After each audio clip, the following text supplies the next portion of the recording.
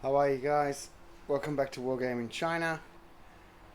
And as you know, I've been playing this game of Nankou Station, and the Nankou campaign of August 1937, and I've just completed this game. Now, as you know, if you watch this channel, I platform my understandings of the War of Resistance against Japanese aggression in China from 1931 to 1945. And mainly I do it for wargamers and modelers, history enthusiasts, and I use the armies that I've built to try and explain and platform my understandings of this war. Now, if you watch my last video, Nankou Station, you will notice that, or you will remember that usually I play rapid fire and I play at the brigade level, regimental level, or the battalion level. But this game I played at the company level, like the platoon and section level. And there were quite a few variations in the game that I found. Now, just a few things that I got wrong in the last video. This attack on the 10th of August was by 2 regiments of Suzuki's 11th Division, not 2 brigades, as I said in the other video. Do this off the fly. So what I discovered was that to play for the platoon was to play at company strength was far different to play in rapid fire at regimental strength. And the key difference wasn't just the amount of figures I had to field, because the Japanese I was willing to field up to a battalion to take this station. You know, that's a lot of figures. But it came down to 3 infantry companies managed to take the station. The Chinese morale collapsed at the end, at the 7th turn. The reason for this is because primarily due to the knee mortar sections. Now, the knee mortar sections, having three knee mortars per section, and having 3 sections on the beginning, and then that level grew, was just too much for the Chinese. The light mortar, the knee mortar of the Japanese was just deadly in this game. And at the beginning of the game, it was a lot easier to get a good smoke screen when you're rolling for 3 barrels rather than just rolling for 1 or 2.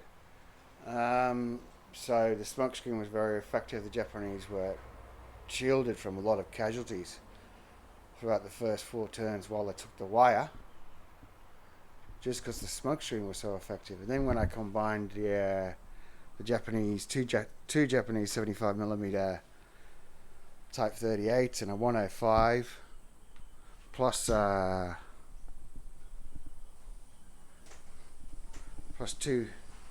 70mm, a gun platoon of 2 70mm guns and a machine gun section of 2 machine guns. That's a lot of firepower. Well, I mean, as I said, for me this was totally new experience, because I rapid fire at the regimental level. Now, as you can see, the game went very, very differently. It was I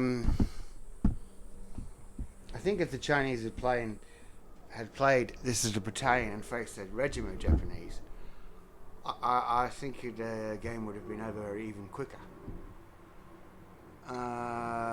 So, to get the historically right, the building, the railway station was held by a company of Chinese and was attacked by roughly battalion strength of Japanese, because the main strength was going in on the town itself. The Chinese infantry gun, 20mm infantry gun, had to wait until the Japanese were very close before it rested shot, but did manage to knock out one of the combat cars. This Japanese armoured car was basically bogged as soon as it turned off the road. and this one is bogged too.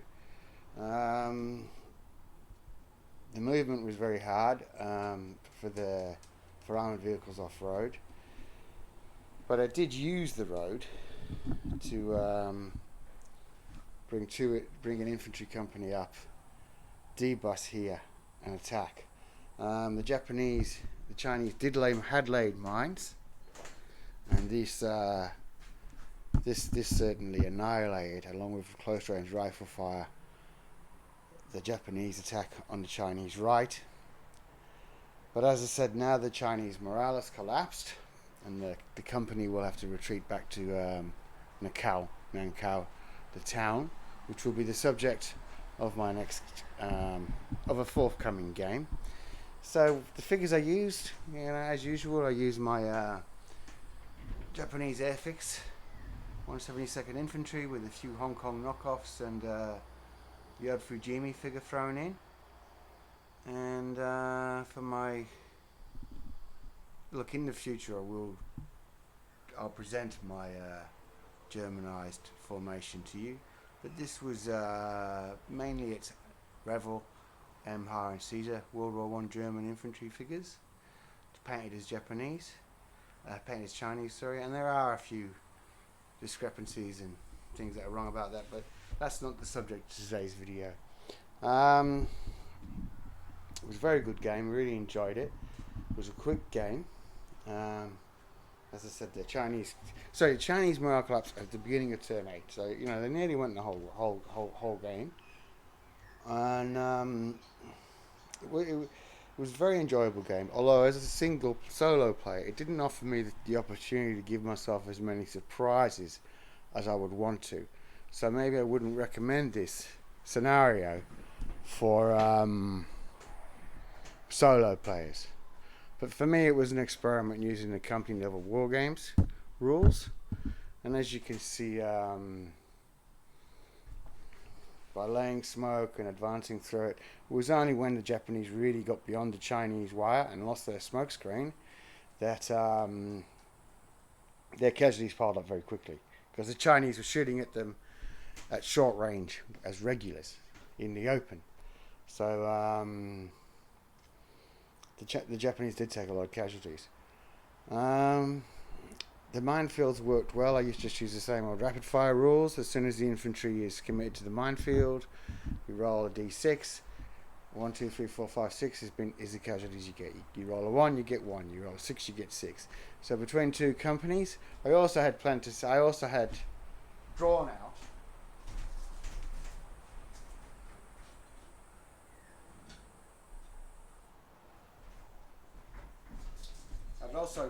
I'd also put mines there. I planned to put mines there, but the Japanese assault on that side petered out with heavy casualties.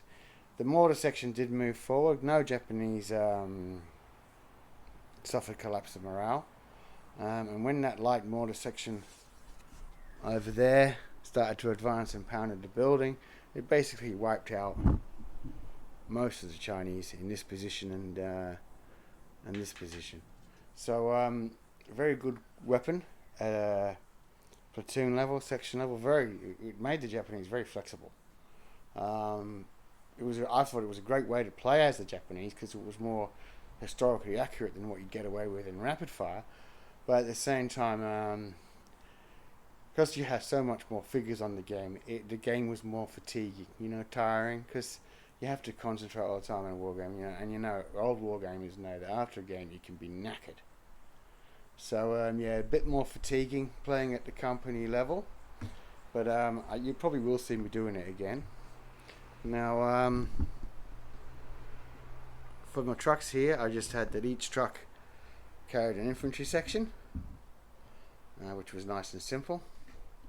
And as I said, there should have been cavalry attacking this, but I don't have any cavalry, so the combat cars covered both armoured vehicles and armoured cars. Good game.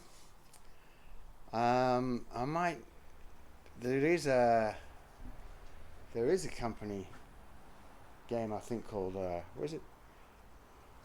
Battle Group or Frontline, something like that plays at the company level. So maybe I'll have to have a look at those rules see what I think of them. I mean, I am happy playing on rapid fire, but there's going to be more situations like this. Because even in the future, I've got a few games that are probably just going to be at the platoon level to do, especially for this Nankou campaign. So I will be looking at other rule systems in rapid fire, because rapid fire just doesn't cut this. Although it is a great rule system. Okay, that's all for me for now. If you like what I do, whack like. Mate, I've got 279 subscribers now. I'm really surprised about that there's actually that many people who are interested, because I didn't think there would be. Really, I didn't think there would be. So keep that up, keep subscribing. Let me know what you think, and thank you. See ya. Bye.